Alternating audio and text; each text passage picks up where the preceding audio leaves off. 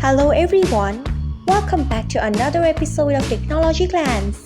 Today in this video, I am going to guide you through how you can enable SW audio on MX Player. So let's get started.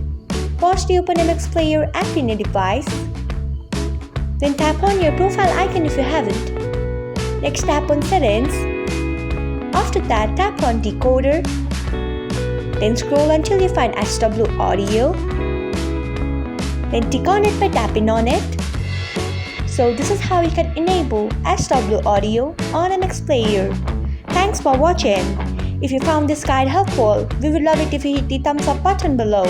We upload great new tech tutorials like this one every day, so do not forget to subscribe to our channel and hit the bell icon so that you will never miss another update.